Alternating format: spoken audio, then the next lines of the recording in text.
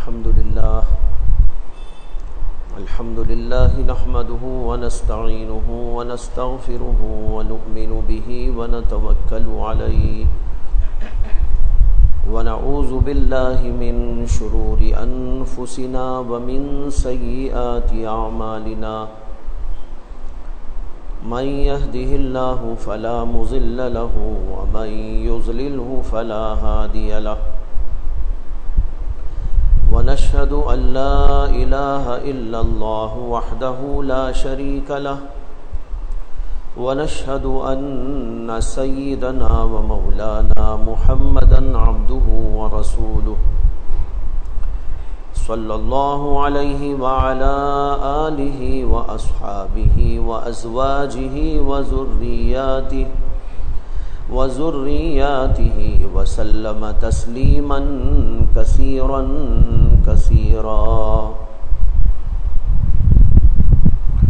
أما بعد فقد قال النبي صلى الله عليه وسلم إن هذه القلوب تصدع كما يصدع الحديد إذا أصابه الماء قيل وما جلاؤها يا رسول الله قال كثرة تلاوة القرآن وذكر هازم اللذات أو كما قال صلى الله عليه وسلم۔ محترم حضرات، بھائیوں، بزرگوں، دوستوں،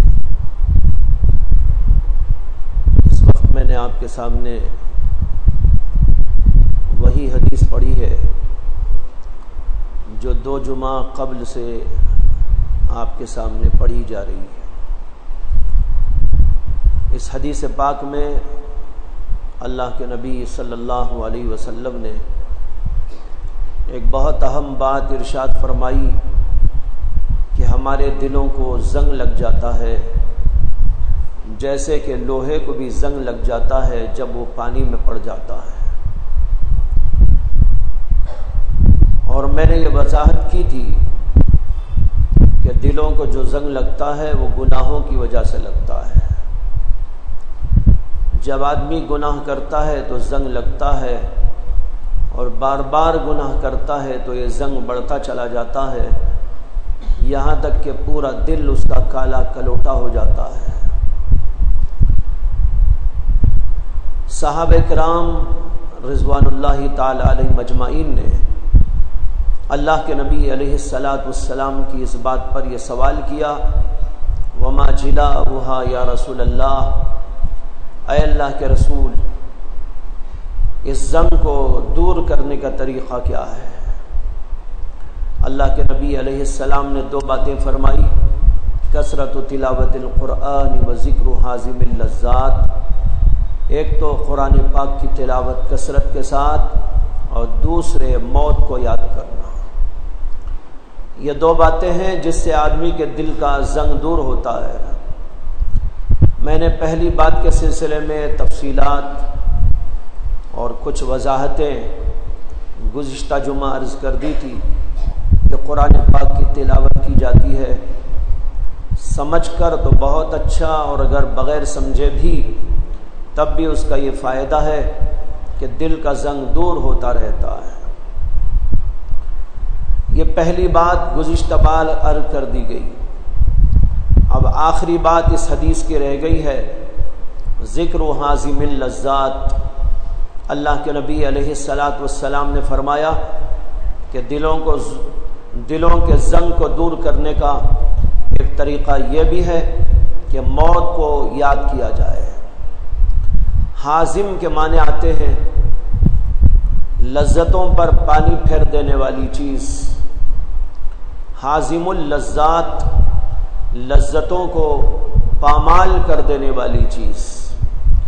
ایک حدیث میں خود اللہ کے نبی علیہ السلام نے حازم اللذات کی تفسیر ارشاد فرمائی کہ اس سے مراد موت ہے۔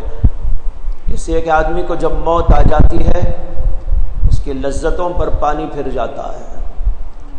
وہ زندہ تو رہتے ہوئے کھاتا ہے، پیتا ہے، مزے اڑاتا ہے، آنکھوں سے، کانوں سے، زبان سے، ہاتھ اور پیر سے مختلف اعضاء اور جوارح سے لذتیں لوٹنے کی کوشش کرتا رہتا ہے، کھانے پینے کی لذتیں بھی لیتا ہے، دیکھنے اور سننے کی لذتیں بھی لیتا ہے، چھونے اور پکڑنے کی لذتیں بھی لیتا ہے، بولنے کی لذتیں بھی لیتا ہے، یہ ساری لذتیں لوٹتا رہتا ہے، لیکن موت آتی ہے تو ساری چیزوں پر پانی پھیر دیتی ہے۔ آنکھ تو اب موجود ہے لیکن اس سے وہ فائدہ نہیں اٹھا سکتا، کان بھی موجود ہیں لیکن کانوں سے سنائی نہیں دیتا، زبان موجود ہے لیکن اب لذت حاصل نہیں کر سکتی، منہ موجود ہے لیکن وہ بول نہیں سکتا، ہاتھ اور پیر موجود ہے لیکن کسی سے وہ کوئی کام دھام نہیں کر سکتا، سارے اعضاء بظاہر موجود لیکن اس کے باوجود لذتوں پر پانی پھر گیا، اب کوئی لذت اٹھانے کی اس کے اندر سکت و طاقت باقی نہ رہی۔ اس کے لیے فرمایا اللہ کے نبی علیہ السلام نے کہ حازم اللذات کو یاد کرو۔ آپ چاہتے تو یہ بھی کہہ سکتے تھے کثرت تلاوت القرآن و ذکر الموت، موت کو یاد کرو۔ لفظ موت تو قرآن میں بھی موجود ہے، احادیث کے اندر بھی موجود ہے، عربی زبان کا معروف ترین لفظ ہے، عربی سے چل کر ہماری زبان کے اندر بھی یہی مستعمل ہے، اردو زبان میں بھی موت موت بولتے ہیں، یہ عربی زبان کا لفظ ہماری زبان میں بھی ہے۔ اللہ کے نبی چاہتے تو کہہ سکتے تھے ذکر الموت، موت کو یاد کرنا، لیکن آپ نے ہمیں ایک حقیقت سمجھانی چاہیے، اس کے لیے فرمایا ذکر و حازم اللذات، لذتوں پر پانی پھیر دینے والی چیز کو یاد کرو، اور پھر اس کی تفسیر بیان کی کہ اس سے مراد موت ہے۔ یہ بتانا چاہتے ہیں کہ موت کو یوں ہی نہ سمجھو، موت ایسی چیز ہے کہ تمہاری لذتوں پر پانی پھیر دیتی ہے، بظاہر جسم سب موجود ہے لیکن روح چلی گئی، موت واقع ہو گئی۔ اب ذرا آنکھ سے کہیے کہ دیکھ لینا، بہت دیکھنا چاہتا تھا، لڑکیوں کو دیکھنا چاہتا تھا، بہت کچھ دیکھ دیکھ کر مزے لینا چاہتا تھا، اب ان ساروں کو اس کے سامنے لا کے کھڑا کر دو، کیا وہ دیکھ سکتا ہے؟ بہت گانے سنتا تھا اور کانوں کی لذت کے لیے بہت کچھ استعمال کیا کرتا تھا، اب اس کے سامنے گانے کی بجانے کی تمام چیزیں لا کے رکھ دو لیکن وہ گانا اب سن نہیں سکتا۔ اسی طرح اس کے سارے اعضاء بظاہر موجود لیکن اس کے اوپر موت طاری ہو گئی، لذتوں پر پانی پھر گیا۔ تو بھائیو، اللہ کے نبی علیہ السلام نے اس حقیقت کو سمجھانے کے لیے حازم اللذات کا لفظ استعمال کیا کہ موت ایسی چیز ہے جو تمہاری لذتوں پر پانی پھیر دینے والی، لذتوں پر پانی پھیر دینے والی چیز جب آنے والی ہے تو غلط لذتیں دنیا میں کیوں لوٹتے ہو؟ ہاں، لذتیں دو قسم کی ہیں، ایک جائز لذت، ایک ناجائز لذت۔ آدمی جائز لذتوں سے فائدہ اٹھا سکتا ہے لیکن جو ناجائز لذتیں ہیں، حرام لذتیں ہیں، آدمی کو اس سے پرہیز کرنا چاہیے اور یہ تصور اس کا بن جانا چاہیے، موت آئے گی تو سب ختم ہو جائے گا، موت آئے گی تو ان چیزوں سے فائدہ نہیں اٹھا سکوں گا، اس لیے صرف اس سے فائدہ اٹھاؤں جو مرنے کے بعد بھی مجھے کام آنے والا ہے۔ مرنے کے بعد جو چیز کام آتی ہے وہ ایمان ہے، وہ اعمال ہیں، وہ اللہ کی معرفت ہے، وہ خوف و تقوی ہے، وہ خشیت و پرہیزگاری ہے، وہ اطاعت اور انابت ہے، وہ خشوع و للہیت ہے، یہ چیزیں ہیں جو وہاں کام آنے والی۔ انسان کو چاہیے کہ اپنی زندگی کے اندر غلط لذتوں کے پیچھے پڑنے کے بجائے جو آخرت میں اور ہمیشہ ہمیشہ کی زندگی میں کام آنے والی چیزیں ہیں ان سے اپنے آپ کو آراستہ پیراستہ کرنے کی کوشش کرتا رہے۔ مولانا روم نے ایک واقعہ لکھا ہے، عجیب واقعہ ہے، یہ واقعہ ہی ہے یا تمثیلی پیرائے کا واقعہ ہے یہ تو معلوم نہیں، لیکن انہوں نے لکھا ہے کہ ایک جگہ پر ایک بادشاہ تھا اور اس کے ملک کے پڑوس میں جو دوسرا ملک تھا وہاں کا بادشاہ اس بادشاہ سے ہمیشہ خار کھائے رہتا تھا، اس لیے ٹکر لینے اور اس کی حکومت پر قابض ہونے کی کوششوں میں لگا رہتا تھا۔ بہرحال ایک بار ایسا ہوا کہ یہ بادشاہ اپنے حواریوں اور اپنے مشیرین کو جمع کیا اور ان سے کہا کہ میں یہ چاہتا ہوں کہ ہمارے یہاں پانی کی کچھ کمی ہے، اس پانی کی کمی کو دور کرنے کے لیے جو ہے باہر ایک نہر ہے اور بہت بڑی نہر، اس نہر کی ایک شاخ کاٹ کر اپنے محل کے اندر کو جاری کر لوں اور خوشنما بنا دو اور پورے محل کے اندر یہاں سے وہاں تک اس کو دوڑا دو، دیکھنے میں بہت خوبصورت لگے گا، جگہ جگہ اس میں فوارے بنا دو، دیکھنے والے اس سے لطف اندوز ہوا کریں گے، تم لوگوں کی کیا رائے ہے؟ سب نے کہا کہ بہت اچھا، جب پانی نہر میں موجود ہے باہر کاٹ کر ایک شاخ اندر جاری کر لی جائے، خوشنما لگے گا، پانی کا پانی اور خوشنمائی کی خوشنمائی۔ لیکن ایک آدمی تھا، اس نے کہا کہ نہیں، میں یہ نہیں چاہتا، میری رائے کچھ اور ہے۔ بادشاہ نے کہا کیا رائے ہے؟ اس نے کہا باہر سے اندر کو نہر لانے کی کوشش کے بجائے میری رائے تو یہ ہے کہ یہی محل کے اندر کہیں پر کنواں کھدوا لیجئے گا، اندر کنواں رہے گا، جب چاہے آپ کو پانی میسر آئے گا اور سستے میں کام ہوگا، خامخواہ وہاں سے بہت دور نہر ہے، وہاں سے کاٹ کر شاخ اندر لانا، محنت زیادہ، پیسہ زیادہ، فائدہ تو اتنا ہی ہے جتنا کہ پانی اندر آنے کا فائدہ ہے۔ آپ یہاں پر ایک کنواں کھدوائیے اور کنویں سے پانی ہمیشہ آپ کو دستیاب رہے گا۔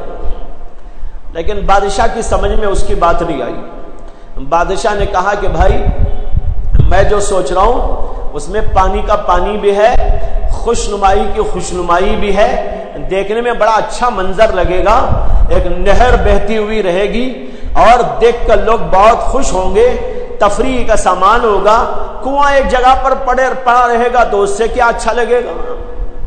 اس لیے بادشاہ نے آرڈر دے دیا کہ نہر سے ایک شاخ کاٹ کے اندر جاری کی جائے، مزدوروں کو لگا دیا گیا، مزدوروں نے بڑی دل جمعی کے ساتھ کام کیا اور پھر نہر کھود گئی اور فوارے لگا دیے گئے، بڑا خوشنما منظر بن گیا، پانی کا پانی ہے اور دیکھنے میں بڑا خوشنما منظر بھی ہے، بادشاہ خوش ہے، سارے وہاں کے لوگ درباری بہت خوش ہیں کہ بہت اچھا لگ رہا۔ سلسلہ چلتا رہا، 2-4 سال کے بعد بازو ملک کا جو بادشاہ تھا، جو اس سے خار کھائے پہلے سے بیٹھا تھا اور ہمیشہ کچھ نہ کچھ زد پہنچانے، تکلیف پہنچانے کی کوشش کرتا تھا، اس کے دل میں اچانک یہ آیا کہ اب حملہ کرنا چاہیے۔ چنانچہ اپنی فوج کو لے کر وہ اس کے ملک کے قریب آیا اور وہاں پر اس نے دیکھا کہ نہر جاری ہے اور نہر کا ایک حصہ کاٹ کر بادشاہ نے اپنے محل کے اندر جاری کیا ہے۔ تو اس نے کہا بہت اچھا موقع ہے مجھے اسے ضبط کرنے کا، سب سے پہلے وہاں آ کر جہاں سے پانی اندر کو جا رہا تھا وہیں اس نے باڑ لگا دی۔ نتیجہ یہ ہوا کہ پانی جو اندر جا رہا تھا نہر سے بند ہو گیا، وہاں پر بندش لگا دی اس نے۔ اب جو پانی پہلے تو چلا گیا تھا وہ تو چلا گیا، لیکن اب مزید پانی اندر جانے سے رہا، باڑ لگا کر وہیں اپنی فوج کو لے کر بیٹھ گیا۔ نتیجہ یہ ہوا کہ جو پانی اندر جا رہا تھا بند ہو گیا تو سارے لوگ پریشان، اب پانی اندر نہیں ملتا، نہ نہانے کو، نہ کھانے کو، نہ پینے کو، نہ کچھ کرنے کو۔ بادشاہ بہت پریشان ہوا اور لوگوں کو جمع کیا، کہا کہ ایسا حادثہ ہو گیا، کیا کرے؟ وہ جو پہلے کہہ رہا تھا کہ ایک کنواں کھدوا لیجئے گا، باہر سے نہر جاری نہ کیجئے، وہ اٹھ کے کھڑا ہوا، اس نے کہا حضور میں نے اسی لیے کہا تھا کہ آپ اندر ایک کنواں کھدوا لیجئے گا، باہر سے نہر کو اندر لانے کی کوشش نہ کیجئے گا، اس لیے کہ اس کی کوئی گارنٹی نہیں ہوتی، یہ باہر کی چیز باہر کی ہے، باڑھ لگ گئی تو پانی اندر آنا بند ہو سکتا ہے، لیکن آپ کے محل کے اندر اگر کنواں ہوتا تو کسی کی طاقت نہ تھی کہ اس کو بند کر دیتا، ہر وقت آپ کے لیے پانی وہاں پر دستیاب ہوتا، میں نے اسی لیے کہا تھا آپ سے۔ مولانا روم یہ واقعہ لکھ کر کہتے ہیں اے لوگو، اسی طرح جو لوگ باہر کے چشموں اور باہر کی نہروں اور باہر کی لذتوں سے فائدہ اٹھایا کرتے ہیں، موت کا فرشتہ کے باڑ لگا دے گا تو پھر تمہارے آنکھوں سے اندر پاس ہونے والی کوئی لذت اندر پاس نہیں ہو سکے گی، اور زبان سے جانے والی لذت اندر جا نہ سکے گی، کانوں سے جانے والی لذت پر موت کا فرشتہ باڑ لگا دے گا تو پھر تم سن نہیں پاؤ گے، لیکن اس کے بجائے اپنے دل کے اندر خدا کی معرفت و محبت کا ایک چشمہ جاری کر لو تو وہ ہمیشہ ہمیشہ تمہارے ساتھ میں رہتا ہے۔ کتنی بہترین مثال دی، اندر چشمہ بڑھاؤ، یہ باہر کی لذتیں کیا ہیں، جب موت کا فرشتہ آئے گا ساری لذتیں ختم ہو جائیں گی، یہ حازم اللذات ہے۔ موت کا فرشتہ آ کر سب پر پابندی لگا دیتا ہے، آنکھیں پھٹی کے پھٹی ہیں لیکن دیکھ کر لذت نہیں لے سکتی، آنکھیں، زبان، کان، ہاتھ، پیر سب موجود ہیں لیکن کسی سے کوئی فائدہ نہیں پہنچ سکتا، لیکن دل کے اندر چشمہ معرفت ہو، دل کے اندر چشمہ تقویٰ ہو، دل کے اندر چشمہ علم موجود ہو، پھر تو دیکھیے آدمی مرنے کے بعد بھی زندہ رہتا ہے، مر بھی گیا لیکن پھر بھی وہ زندہ ہے، وہ دل کا زندہ ہے۔ کتنے ایسے اللہ والے ہیں وہ مر کے چلے گئے لیکن ان کا علم زندہ ہے، آج بھی لوگ ان کو یاد کرتے ہیں، ان کے کارناموں کو یاد کرتے ہیں، ان کے علم سے فیض اٹھاتے ہیں، ساری دنیا میں ان کے علم سے فیض جاری ہوتا ہے۔ یہ کیوں؟ اس لیے کہ انہوں نے باہر کی لذتوں کی طرف توجہ کے بجائے اس لذت کی طرف توجہ دی جو دل میں پیدا ہوتی ہے اور ہمیشہ ہمیشہ باقی رہنے والی ہے۔ تو یہ ہے حازم اللذات، موت آئے گی تو سب ختم۔ اللہ کے نبی علیہ السلام نے فرمایا دلوں کے زنگ کرنے کے لیے ایک کام تو کرنا ہے قرآن پاک کی کثرت کے ساتھ تلاوت، اور دوسرا کام کرنا ہے موت کی یاد۔ جب آدمی موت کو یاد کرے گا اس کے ذہن کے اندر تصور آئے گا میں مرنے والا ہوں اور یہاں سے جانے والا ہوں، یہ دنیا ہمیشہ ہمیشہ باقی رہنے والی نہیں، میں تو ایک مسافر ہوں اور یہاں سے جانے ہی کے لیے آیا ہوں، یہاں کا باشندہ نہیں ہوں بلکہ یہاں بطور مسافر آیا ہوں، میرا اصل وطن تو وہاں ہے جہاں میرے باپ پیدا ہوئے حضرت سیدنا آدم علیہ السلام، جنت سے آیا ہو اور جنت ہی کی طرف جانے والا ہو۔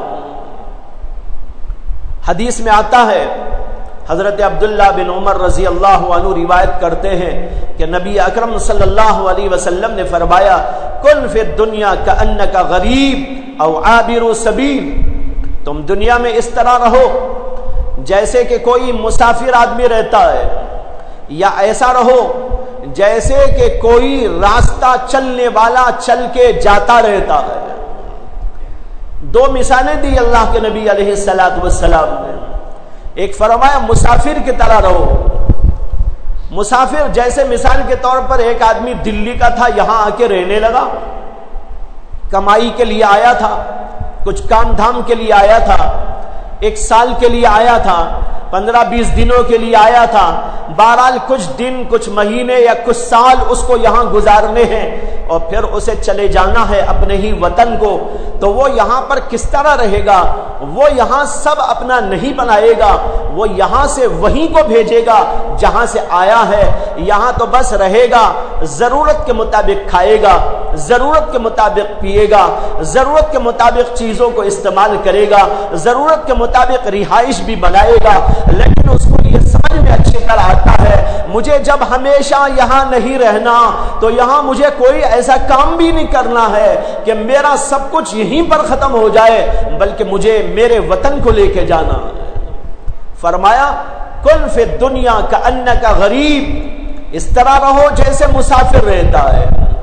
دوسری مثال دی اور فرمایا او عابر سبیل، عابر سبیل کا ترجمہ ہے راستہ چلنے والا۔ ایک آدمی آتا ہے، راستہ چلتا ہے، اس کو جانا ہے کہیں، بنگلور سے گزر رہا ہے، بنگلور میں اس کا قیام نہیں، دلی میں جا رہا ہے لیکن دلی میں قیام نہیں، راستے سے گزر رہا ہے۔ راستہ گزرنے والا کسی سڑک کے اوپر اپنا مکان بنانے نہیں بیٹھ جاتا، وہیں اپنی دکان کھولنے نہیں بیٹھ جاتا، وہیں سب کچھ اپنا لٹانے کے لیے نہیں بیٹھ جاتا، بلکہ وہ یہ کوشش کرتا ہے کہ مجھے تو بس یہاں سے گزرنا ہے، جتنا جلدی ہو سکے یہاں سے گزر جاؤ۔ اللہ کے نبی کہتے ہیں کن فی الدنیا کأنک غریب او عابر سبیل، یا مسافر کے طرح رہو یا ایسے رہو جیسے کوئی راستہ گزرنے والا راستہ گزرتا ہے۔ اسی حدیث میں حضرت عبداللہ بن عمر رضی اللہ عنہ کا جملہ آگے نقل کیا گیا ہے کہ وہ فرمایا کرتے تھے اذا اصبحت فلا تنتظر المساء، جب تم صبح کرو تو شام کا انتظار نہ کرنا، اور جب شام کرو تو صبح کا انتظار نہ کرنا۔ اس لیے کہ بس آئے ہیں اور جانے والے ہیں، معلوم نہیں کب موت آئے، معلوم نہیں کب کھینچ کے لے جائے، اس لیے ہمیشہ تم کو تیار رہنا ہے۔ صبح کرنے والا صبح کرے اور یہ سوچے کہ شام سے پہلے ہو سکتا ہے کہ میں یہاں سے چلا جاؤں، اور شام کرنے والا یہ سوچے ہو سکتا ہے کہ صبح ہونے سے پہلے پہلے میں یہاں سے کوچ کر جاؤں۔ ایک روایت میں آتا ہے اللہ کے نبی علیہ الصلوۃ والسلام استنجا خانے تشریف لے گئے۔ پہلے زمانے میں اللہ کے نبی صلی اللہ علیہ وسلم کے زمانے میں گھروں کے اندر بیت الخلا بنے ہوئے نہیں ہوتے تھے، بلکہ جنگل کی طرف ذرا دور لوگ چلے جاتے تھے، جہاں کوئی نہ ہوتا، کوئی آڑ ہوتی، کوئی درخت ہوتا، وہ بھی ایسا درخت جس کے سائے میں لوگ بیٹھتے نہ ہو، جہاں پر لوگ بیٹھ کر جو ہے باتیں نہ کرتے ہو، کسی ایسے جنگل کے درخت کے سائے میں کہیں پر بیٹھ کر یا کسی چیز کی آڑ کے اندر استنجا کر کے آیا کرتے تھے۔ یہ بات اس لیے میں نے عرض کی کہ ایک حدیث کے اندر آتا ہے اللہ کے نبی علیہ الصلوۃ والسلام نے ارشاد فرمایا سائے دار درخت کے اندر اور ایسی جگہ پر جہاں لوگ بیٹھتے ہوں، باتیں کرتے ہوں، مجلس ان کی جمتی ہو، وہاں پر استنجا نہ کرو۔ اور ایسی جگہ استنجا کرنے والے پر اللہ کے نبی علیہ الصلوۃ والسلام نے لعنت فرمائی۔ لیکن بہت سارے لوگ اس کا خیال نہیں رکھتے، جو موقع آیا وہیں پر کر بیٹھتے، لیکن اس سے منع کیا گیا۔ اس لیے میں نے عرض کیا کوئی ایسا درخت جس کے سائے میں لوگ بیٹھتے نہ ہو، کوئی دور دراز علاقہ یا کوئی جنگل کی جگہ یا کوئی آڑ، وہاں پر اللہ کے نبی بھی اور اس زمانے کے لوگ بھی جایا کرتے تھے۔ حضرت سیدنا عبداللہ بن عباس رضی اللہ عنہ کہتے ہیں میں نے اللہ کے نبی علیہ الصلوۃ والسلام کے لیے لوٹے میں پانی بھر کے رکھا اور پھر ایک لوٹا اور بھر کے رکھا ذرا آگے آنے کے بعد، تاکہ اللہ کے نبی علیہ الصلوۃ والسلام تشریف لائے، استنجا سے فراغت کے بعد تو اس سے وضو فرما لے۔ چنانچہ اللہ کے نبی تشریف لے گئے، استنجا فرمایا، اس کے بعد جب باہر نکلے تو کچھ ہی 2-4 قدم کے بعد آپ بیٹھ کر تیمم کرنے لگے۔ حضرت عبداللہ بن عباس نے عرض کیا کہ یا رسول اللہ صلی اللہ علیہ وسلم میں نے یہاں پر لوٹا بھر کے رکھا ہے پانی کا، یہاں تشریف لا کر وضو فرما لے۔ آپ نے فرمایا کہ اے عبداللہ کیا یقین ہے کہ میں وہاں تک پہنچوں گا؟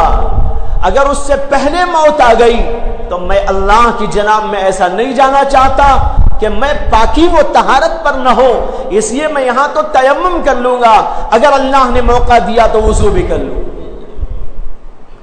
یعنی اللہ کے نبی علیہ السلام موت کو ایسا یاد رکھ رہے کہ قدم قدم پہ یاد ہے، ہر بات پر یاد ہے، اور موت کبھی اللہ کے نبی علیہ الصلوۃ والسلام کی آنکھوں سے اوجھل نہیں۔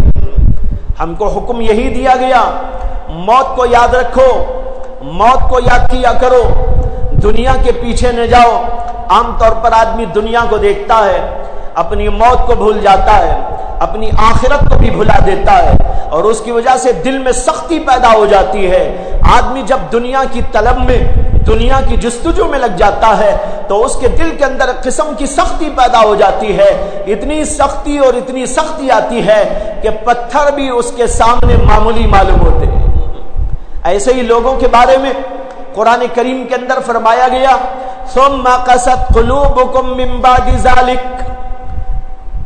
اتنے معجزات دیکھنے کے باوجود، ایسی عجیب عجیب باتیں خدا کی قدرت کی طاقت کی دیکھنے کے باوجود تمہارے دل پھر بھی سخت ہو گئے۔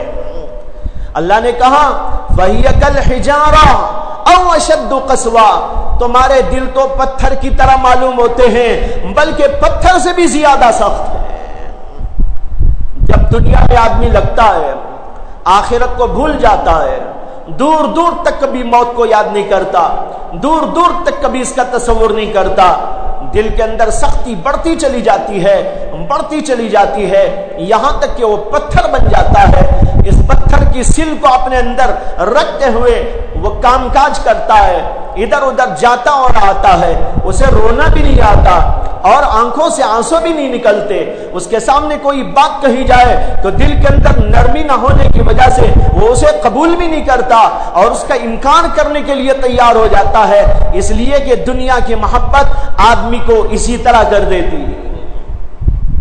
اس لیے موت کو یاد کرنا بہت ضروری، تاکہ موت کی یاد سے دل میں نرمی آئے، دل میں گداس پیدا ہو، اور دل کے اندر کا یہ گداس اس کے اندر رونا پیدا کرے۔ جب روئے گا آدمی اور گڑ گڑائے گا اللہ کے سامنے تو دل کے اوپر لگا ہوا زنگ دھلتا چلا جائے گا۔ اسی اللہ کے نبی صلی اللہ علیہ وسلم نے فرمایا ذکر حازم اللذات، موت کو یاد کرنا بھی دل کے زنگ کو دور کرتا ہے۔ اللہ کے نبی علیہ السلام کے بارے میں ابھی تو آپ کو بتایا میں نے کہ آپ موت کو کیسا یاد رکھتے تھے، ہر وقت اس کا تصور جمائے ہوئے رہتے تھے۔ آپ نے ایک حدیث کے اندر یوں بھی فرمایا کہ جب میں آنکھ کھولتا ہوں تو مجھے یقین نہیں ہوتا کہ میری آنکھ بند بھی ہوگی، اور جب میں بند کرتا ہوں تو مجھے یقین نہیں ہوتا کہ میں اپنی آنکھ کھول بھی سکوں گا۔ یعنی موت کو ایسا یاد کرتے تھے کہ پلک جھپکنے کی دیر موت آ سکتی۔ یہی مومن کو حکم دیا گیا۔ ایک حدیث میں آتا ہے اللہ کے نبی علیہ السلام نے ارشاد فرمایا کہ دن میں موت کو 20 دفعہ یاد کیا کرو۔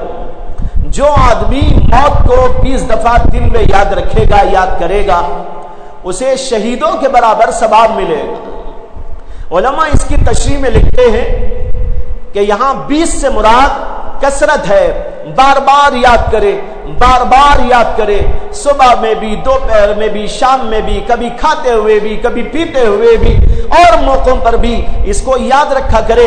جب بار بار یاد کرے گا، بار بار یاد کرے گا تو اس کا فائدہ ہوگا کہ آدمی گناہوں کے قریب نہیں جائے گا۔ آج جو لوگ گناہ کرتے اور وہی گناہوں کا زنگ ہے جس کا ذکر اللہ کے نبی نے اس حدیث کے اندر فرمایا ان هذه القلوب تصدع كما يصدع الحديد اذا اصابه الماء، یہ گناہوں کا زنگ ہے۔ جب آدمی گناہ کرتا ہے تو زنگ لگتا ہے، اور گناہوں کے قریب کیوں جاتا ہے؟ اسے آخرت یاد نہیں ہے، اسے موت یاد نہیں ہے، اسے قبر یاد نہیں ہے، قبر کے اندر کا سوال و جواب اسے یاد نہیں ہے، قبر کے اندر آنے والے فرشتے اس کو یاد نہیں ہے، منکر و نکیر کو بھول چکا ہے۔ اس کی وجہ سے اس کے دل کے اندر سختی آتی ہے اور موت کو یاد نہ کر کے گناہوں پر گناہ، گناہوں پر گناہ کرتا چلا جاتا ہے۔ گناہوں سے بچنا اسی وقت ہوگا جب موت کو برابر یاد کرے گا۔ تو فرمایا کہ موت کو جو آدمی 20 دفعہ یاد کرے گا، میں نے کہا کہ 20 سے مراد کثرت ہے، بار بار یاد کرنا۔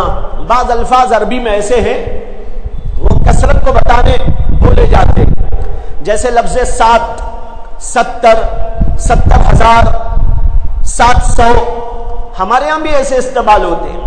ہم لوگ کہہ دیا کرتے ہیں بھائی اسے میں نے 70 دفعہ کہا تب بھی نہیں مانا۔ اب یہاں 70 کے معنی گنتی کے 70 نہیں ہے، بلکہ مراد کثرت ہے۔ یعنی بہت دفعہ کہا، بہت دفعہ کہا، اگرچہ وہ 70 سے کم ہی کیوں نہ ہو یا 70 سے زیادہ بھی کیوں نہ ہو، کثرت کو بتانے کے لیے لفظ 70 استعمال کر لیتے ہیں۔ اور اسی طرح عربی زبان کے اندر بھی یہ محاورہ استعمال ہوتا ہے۔ قرآن کریم میں ایک جگہ آیا، اللہ تعالیٰ نے فرمایا استغفر لهم ام لم تستغفر لهم وان تستغفر لهم 70 مرة فلن يغفر الله لهم۔ اللہ تعالیٰ نے کہا اے نبی علیہ السلام، ان منافقوں کے حق میں آپ استغفار کرے یا نہ کرے، اور اگر آپ 70 دفعہ بھی استغفار کریں ان کے حق میں، اللہ قبول نہیں کرے گا۔ اب یہاں 70 کے معنی یہ نہیں کہ 70 کریں گے تو قبول نہیں، اور 70 پر ایک دفعہ کہہ دیں گے اللہ کے نبی اللہ سے تو ان کی مغفرت ہو جائے گی۔ ظاہر بات ہے یہ معنی تو ہے ہی نہیں اس کا۔ 70 کے معنی ہیں بے شمار دفعہ آپ کریں، کتنا بھی آپ کریں۔ اب یہ کوئی مطلب نہیں لے سکتا کہ 70 دفعہ استغفار کرے تو اللہ قبول نہیں کرے گا، اور 70 پر ایک دفعہ منافقین کے حق میں اللہ کے نبی علیہ السلام استغفار کر دیں گے، اللہ تعالیٰ قبول فرما لیں گے۔ یہ مطلب اس آیت کا نہیں ہے، اس کا مطلب ہے کثرت۔ بہت دفعہ آپ کریں، کتنی دفعہ بھی آپ کریں، اللہ تعالیٰ ان کی مغفرت کرنے والے نہیں۔ تو یہ کہہ رہا تھا کہ 20 کا لفظ بھی ایسے ہی استعمال ہوا ہے۔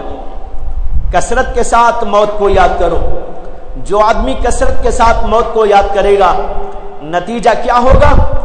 نتیجہ یہ ہوگا کہ وہ گناہوں سے بچے گا، نفس کے خلاف چلے گا، نفس کو دبائے گا، نفس کی خلاف ورزی کرے گا۔ نفس کی خلاف ورزی کا نام مجاہدہ ہے۔ اسی مجاہدے کا ذکر اللہ نے قرآن میں کئی جگہ کیا۔ ایک جگہ کہتے ہیں والذین جاہدوا فینا لنہدینہم سبلنا، جو ہمارے راستے میں مجاہدہ کرتا ہے ہم اس کے لیے اپنی راہیں کھول دیتے ہیں۔ یہ مجاہدہ نفس کے خلاف مجاہدہ، جیسے ایک آدمی کافروں کے خلاف مجاہدہ کرتا ہے جس کا نام ہے جہاد کرنا، اسی طرح ایک آدمی اپنے نفس کے خلاف مجاہدہ کرتا ہے۔ یہ مجاہدہ بالنفس یہ بہت ہی عظیم مجاہدہ ہے۔ آدمی کو اپنے نفس کو دبانے میں بہت زیادہ پریشانی ہوتی ہے۔ جب ایک آدمی جہاد میں جاتا ہے، کافروں کا مقابلہ کرتا ہے اور شہید ہو جاتا ہے تو اس کا نام ہم رکھتے ہیں شہید۔ اسی طرح جو آدمی اپنے نفس کے خلاف مجاہدہ کرتا ہے اور مجاہدے میں اپنے نفس کو دباتا رہتا ہے، اللہ کے نبی کہتے ہیں اس کا بھی حشر، اس کا نام بھی شہیدوں میں لکھا جاتا ہے۔ یہ ہے شہید، اس لیے کہ وہ اپنے نفس کے خلاف کرے گا۔ جو موت کو یاد کرے گا وہ نفس کی نہیں مانے گا، وہ نفس کے خلاف کرے گا، گناہوں سے اپنے آپ کو بچائے گا، نفس کے خلاف مجاہدہ کرتے کرتے اس کو دباتا چلا جائے گا۔ ہمارے شیخ و مرشد حضرت مولانا شاہ مسیح اللہ خان صاحب نور اللہ مرقدہ ایک واقعہ سنایا کرتے تھے، ایک بزرگ کا واقعہ کہ وہ بزرگ کسی جنگل میں رہتے تھے اور بظاہر ان کے پاس کھانا پینا وغیرہ کے جو اسباب ہوتے ہیں کچھ نہیں تھے۔ ایک بار ان کے پاس ایک بادشاہ گیا ملاقات کرنے کے لیے۔ بادشاہ نے دیکھا کہ ان کا ایک جھونپڑا ہے اور جھونپڑے میں کوئی ساز و سامان نہیں، اور جنگل اتنی دور ہے کہ بظاہر وہاں سے آ کر کھانا کھانا جانا یا کھانا لے جانا۔ بادشاہ کو سمجھ میں نہیں آیا کہ ایسا ہو بھی سکتا ہے۔ دیکھا اس نے کہ کوئی چیز کھانے کی پینے کی کسی قسم کی اپنے جھونپڑے میں نہیں رکھتے، تو کھاتے کیا ہوں گے؟ اس لیے اس نے کہا کہ حضور میں آپ کو دیکھ رہا ہوں کہ آپ کے اس جھونپڑے میں کھانے اور پینے اور رہائش کا کوئی ساز و سامان نہیں، تو آپ یہاں کیا کھاتے ہیں، کیا پیتے ہیں، کیا نظام ہے آپ کے کھانے کا؟ اگر آپ کہیں تو میں کچھ نظام بنا دوں آپ کے لیے۔ وہ بزرگ کہنے لگے نہیں نہیں، کھانے کا نظام ہے ہمارے پاس۔ اس نے کہا کھانے کا بظاہر تو کوئی نظام نہیں ہے، کیا نظام ہے؟ انہوں نے کہا ہمارے پاس کچھ گولیاں ہیں، بس وہ ایک گولی کھا لیتا ہوں تو ایک دن کے لیے کافی ہو جاتی ہے۔ وہ سوچنے لگا کون سی ایسی گولی ہے کہ آدمی اس گولی کو کھا لے تو اسے کھانے کی ضرورت بھی نہیں، پینے کی ضرورت بھی نہیں، کسی اور چیز کی ضرورت نہیں۔ انہوں نے کہتے کہتے اپنے جیب سے پڑیا نکالی اور ایک ٹیبلٹ اس کو بھی دے دی اور کہا یہ آپ کھا لیجئے۔ خیر وہ بادشاہ لے لیا، اس کے بعد اس کو کھا لیا۔ کھانے کے بعد جب رات اپنے گھر گیا، اپنے محل گیا، تو اس نے اپنے اندر ایک ایسی قوت پائی جس کا اسے کبھی تصور بھی نہیں تھا۔ وہ دیکھ رہا ہے کہ اتنا قوی ہو گیا ہے اور ایسے جذبات بھڑک رہے ہیں کہ اسے اپنی کئی بیویوں سے ملنے کی ضرورت پیش آ گئی۔ اس کے باوجود بھی اسے ایسا محسوس ہوا کہ پورا وہ جنون اترا نہیں ہے اس کا۔ اب یہ دیکھ کر جب صبح وہ فارغ ہوا تو اس کے دل میں ایک وسوسہ آ گیا۔ اس نے کہا ایک گولی میں نے کھائی تھی ان بزرگ صاحب کی اور میرا حال یہ ہو گیا کہ بے حال ہو گیا، تو یہ صاحب روزانہ یہی گولیاں کھاتے ہیں تو ان کا کیا حال، ان کو کتنی عورتوں کی ضرورت پڑتی ہوگی۔ بعض وقت شیطان اہل اللہ کے خلاف دماغ پکانے لگتا ہے۔ ایک بزرگ نے کہا جب لوگوں کو شیطان مختلف انداز سے ورغلاتے ناکام ہو جاتا ہے تو سب سے آخری حربہ جو استعمال کرتا ہے وہ اپنے بزرگوں سے بدزنی کا ہے۔ وہ کہتا ہے یہ کیا ہے، یہ کیا ہے، ان میں کیا ہے، ان میں کیا کمال ہے۔ یہ چیز ہوتی ہے جو لوگوں کو اہل اللہ سے دور کر دیتی ہے، اہل کمال سے دور کر دیتی ہے، اہل علم سے دور کر دیتی ہے، مریدین کو اپنے شیوخ سے دور کر دیتی ہے۔ تو بہرحال ایسا وسوسہ اس کے دل میں آیا، اس نے کہا ان کے پاس جانا چاہیے، اس کے بارے میں کچھ بات چیت کرنا چاہیے۔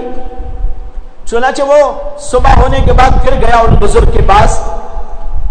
ان بزرگ پر اس کے دل کے خطرے کا کچھ احساس ہونے لگا۔ انہوں نے سمجھ لیا کہ اس کا دل اس وقت اس قسم کے خیالات اور بدزنیوں کا شکار ہے۔ خیر بیٹھے، بات چیت ہوتی رہی۔ ان بزرگ نے پوچھا کہ وہ گولی کھائی آپ نے؟ کہا ہاں کھائی تھی۔ کیسا محسوس ہوا؟ کہنے لگا میں کیا کہوں، میرے پاس الفاظ نہیں ہیں بولنے کے لیے۔ یہ گولی تھی یا بندوق کی گولی تھی یہ پتہ نہیں، میرا تو اوپر سے نیچے تک اس نے تو پوری بلڈنگ شیک کر کے رکھ دی، اور ایسا ہوا اور ایسا ہوا اور ایسا ہوا۔ انہوں نے کہا اچھا آپ نے کھایا، اور بھی چند گولیاں آپ کو دینا چاہتا ہوں، آپ مزید لے کر جائیے گا، یہ 10 گولیاں آپ کو اور دیتا ہوں، اور ذرا مزہ دنیا کا کر لیجئے، لیکن ایک بات یہ بھی سنتے جائیے گا، 40ویں دن آج سے آپ کی موت آنے والی ہے۔ 10 گولیاں دے دی اور اس کے ساتھ 40 کا نسخہ بھی دے دیا، یعنی 40ویں دن موت آنے والی ہے۔ یہ زبردست نسخہ، یہ چند گولیوں کا نسخہ تو الگ رہا، یہ نسخہ تو اب کام نہیں کر رہا تھا، لیکن وہ 40ویں دن والا نسخہ ایسا دل پہ سوار ہوا، ایسا دل کے پر سوار ہوا، وہ سنتے ہی وہی ہاتھ پیر ڈھیلے ہو گئے۔ اب ایسا ہو گیا کہ وہ وہاں سے اٹھ کے چلنے کو بھی تیار نہیں۔ سارے لوگ اس کو پکڑ کر لا کر سواری میں بٹھا رہے ہیں، وہ ہانپ رہا ہے، کانپ رہا ہے، اور جو ہے بولنے کو بولا بھی نہیں جا رہا ہے، اور دماغ بھی سست ہو گیا ہے، عجیب و غریب حالت۔ بس جناب وہ 10 گولیاں تو رہ گئی، لیکن یہ 40 دن والا نسخہ ایسا زبردست اثر کر گیا کہ وہیں سے اس کی طبیعت خراب ہو گئی۔ اب اس کو گھر پہ لے کے آئے، لٹایا، ڈاکٹروں کو بلایا گیا، لیکن کوئی دوا اثر نہیں کرتی۔ اس کو لوگوں نے کہا ارے کم از کم وہ گولی ہی کھا لیجئے تاکہ ذرا قوت تو آ جائے، طاقت تو آ جائے، وہ گولیاں تو آپ کے پاس موجود ہی ہیں، اس کو کھا لیجئے۔ اس کو زبردستی گولی کھلائی، لیکن اس کے باوجود کوئی اثر نہیں ہوتا۔ اب بیوی سامنے آتی ہے تو بیوی کو دیکھنے تیار نہیں، باندیاں سامنے آتی ہے تو باندیوں سے گفتگو کرنے تیار نہیں، وزراء سے گفتگو کرنے تیار نہیں۔ عجیب و غریب حالت روز بروز بدتر سے بدتر ہوتی چلی جا رہی ہے، یہاں تک کہ جب وہ 40واں دن آیا اب اسے یقین کامل ہے ابھی ابھی آنے والے ہیں حضرت اسرائیل علیہ السلام، کب آئیں گے معلوم نہیں، صبح میں آئیں گے کہ دوپہر میں آئیں گے کہ شام میں آئیں گے کہ رات میں آئیں گے۔ اب انتظار کر رہا ہے، سب کو وصیتیں کر دیا، نصیحتیں کر دیا اور سارے انتظامات کر دیا اور کہا کہ بھائی میں تو اب چل رہا ہوں، جا رہا ہوں، بس تم لوگ مجھے دعاؤں میں یاد رکھنا۔ حالت بھی ایسی اور سب کچھ انتظام کر دیا، اب انتظار ہے کہ اب آئیں گے اسرائیل، تب آئیں گے اسرائیل، لیکن پورا دن 40واں گزر گیا لیکن حضرت اسرائیل آئے نہیں۔ جب اسرائیل آئے نہیں تو سوچنے لگا شاید 40واں دن پورا ہونے کے بعد 41ویں دن میں آتے ہوں گے۔ اب 41ویں دن میں انتظار، لیکن 41ویں دن میں بھی وہ تشریف نہیں لائے، اور پھر اس کے بعد اور 2-3 دن 4 دن دیکھتا رہا لیکن جو ہے کچھ نہیں ہوا۔ تو پھر ذرا اسے قرار آیا اور پھر قرار کی وجہ سے حالت میں تبدیلی آئی۔ اب جو حالت بگڑ گئی تھی اب وہ آہستہ آہستہ افاقے کی طرف آنے لگی اور صحت برقرار ہونے لگی، یہاں تک کہ چند دنوں میں ذرا ٹھیک ٹھاک ہوا، بولنے کے قابل، چلنے کے قابل، پھرنے کے قابل، کھانے اور کام کرنے کے قابل۔ تو سوچنے لگا کہ ارے وہ بزرگ صاحب نے کہا تھا 40ویں دن موت آئے گی، 40ویں دن تو موت نہیں آئی۔ اب چلو پھر بات چیت کریں گے ان سے کہ آخر قصہ کیا ہے۔ اب پھر وہاں گیا اپنے لاؤ لشکر کے ساتھ، اپنے وزرائے سلطنت کے ساتھ، اب جا کر بیٹھ کر گفتگو کی۔ ان بزرگ نے کہا خیر خیریت تو ہے؟ کہاں خیر خیریت تو ہے لیکن موت کے منہ میں جا کے آیا ہوں، موت کے منہ میں جا کے واپس آیا ہوں آپ کے پاس۔ آپ نے 10 گولیاں دی وہ ایک طرف رہی، لیکن وہ جو آخری نسخہ 40ویں دن کا دیا اس نے تو یہیں سے میری حالت بگاڑ دی تھی، بگاڑتے بگاڑتے ایسی بگاڑ دی کہ میں تو بس موت کے منہ میں چلا گیا، لیکن موت نہیں تھی، بچ کے آ گیا۔ اب یہی پوچھنے کو آیا ہوں کہ آپ نے ایک غلط بات مجھ سے کیوں کہہ دی اور اتنا مجھے پریشان کیوں کر دیا۔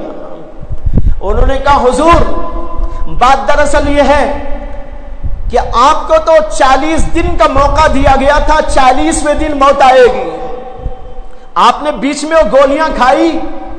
کہاں کھائی تو تھی، اس کا کیا اثر دیکھا؟ کہاں کچھ اثر نہیں ہوا، اس لیے کہ موت کا غلبہ ایسا دل پہ سوار تھا کہ ایک گولی کا بھی اثر نہیں ہوا، کسی دوا کا اثر نہیں ہوا، کسی غذا کا اثر نہیں ہوا، اور بیوی بچوں کو تک دیکھنے میرا جی نہیں چاہ رہا تھا، میری تو حالت ایسی ہو گئی تھی، اس لیے کہ موت دل کے اوپر، دماغ کے اوپر سوار تھی۔ وہ بزرگ فوراً کہنے لگے تمہیں تو 40 دن کا موقع تھا اور ہم تو یہ سمجھے بیٹھے ہیں کہ موت ابھی ابھی آنے والی ہے، تو یہ گولیاں ہم پہ کیا اثر دکھائے گی؟ بھائیو اس کا پورا جواب دے دیا انہوں نے، جو اس کے دل میں وسوسہ آیا تھا۔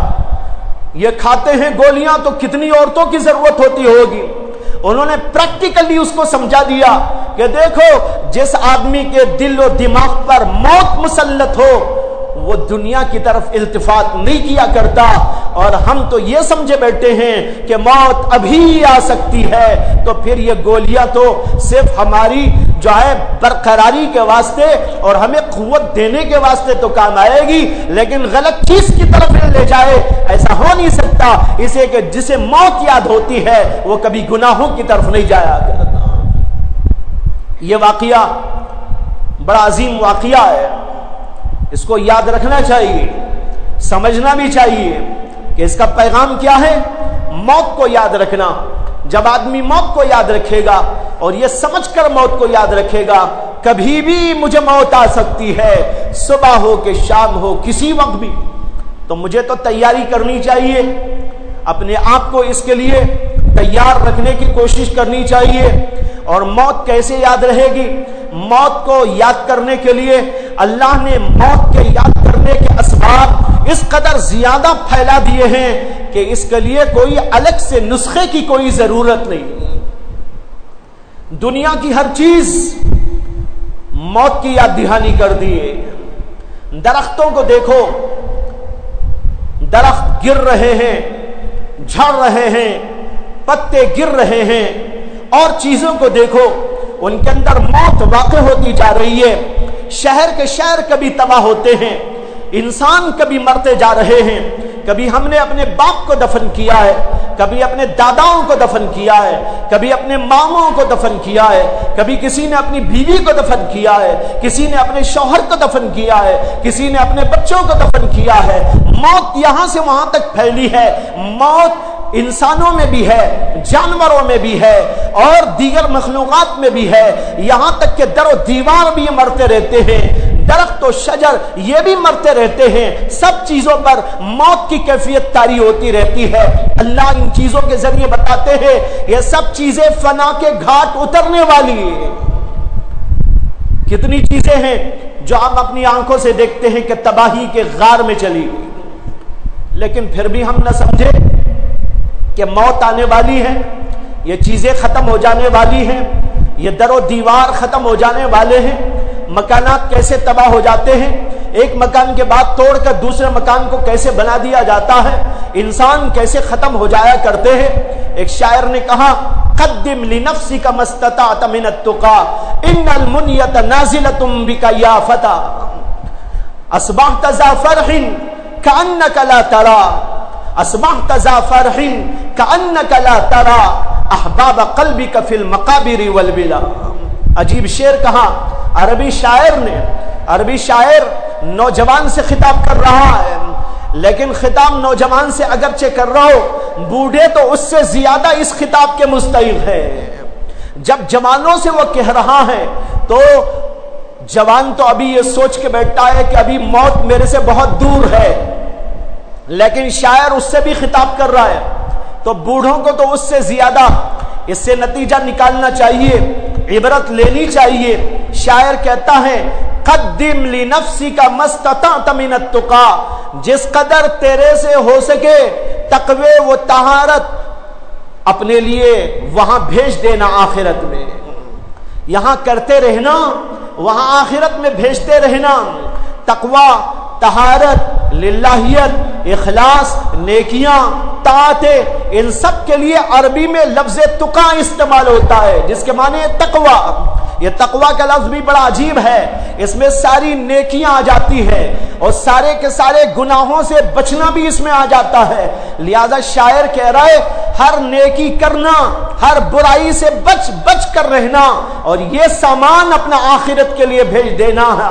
کیوں؟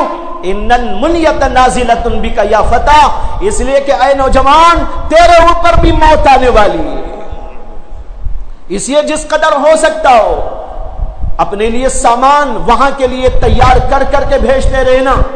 اس کے بعد کا شعر تڑپا دینے والا ہے، دلوں کو جھنجھوڑنے والا ہے، اور ہم سب کی حالت یہی ہے جو شاعر اس کے اندر کھینچ کے بتا رہا ہے۔ وہ کہتا ہے اصبحت ذا فرح کأنک لا ترى، ارے تو صبح ایسی کر رہا ہے جیسے کہ تجھے خبر ہی نہ ہو، جیسے کہ تجھے معلوم ہی نہ ہو کہ تیرے جگر کے کتنے ٹکڑے ہیں جو قبروں کے اندر پڑے ہیں اور بوسیدگی کی حالت میں۔ کسی کا باپ قبر میں جا چکا، کسی کا دادا قبر میں جا چکا، کسی کا بیٹا قبر میں جا چکا، کسی کی بیوی قبر میں جا چکی، کسی کے رشتہ دار قبر میں جا چکے، کسی کے تایا و چچا جا چکے، کسی کے ماموں جا چکے، کسی کی خالائیں جا چکی، کسی کے دوست جا چکے۔ ان سب کو تو نے قبروں میں بھیجا، اس کے باوجود صبح ہنس ہنس کے کر رہا ہے۔ ہنسی کا کوئی موقع نہیں تھا، تجھے تو روتے روتے صبح کرنی چاہیے تھی۔ یہ ہے شاعر کا کلام۔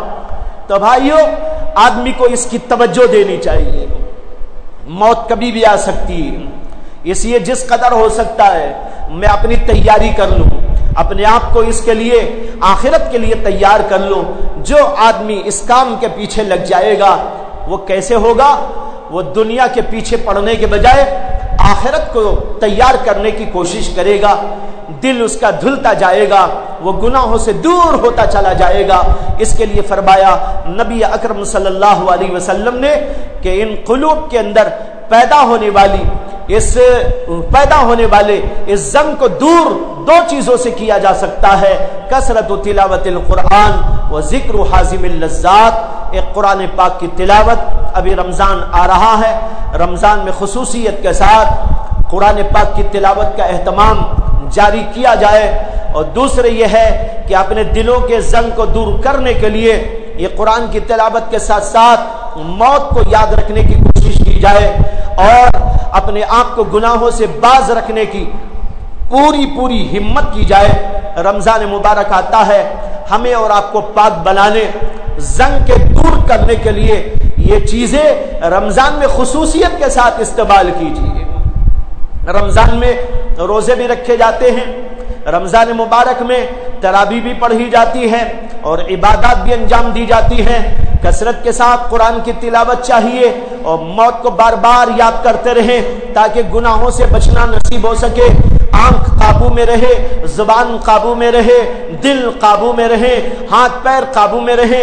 میں نے عرض کیا تھا گزشتہ بار بھی، یہ موضوع رمضان سے قبل میں نے اس لیے چھیڑا کہ رمضان آنے سے پہلے اپنے دلوں کی ہم صفائی کر لے، اور رمضان آیا تو رمضان کی پاکیزگیوں، رمضان کی برکات، رمضان کے تقدس سے ہم زیادہ سے زیادہ فائدہ اٹھانے میں کامیاب ہو جائیں.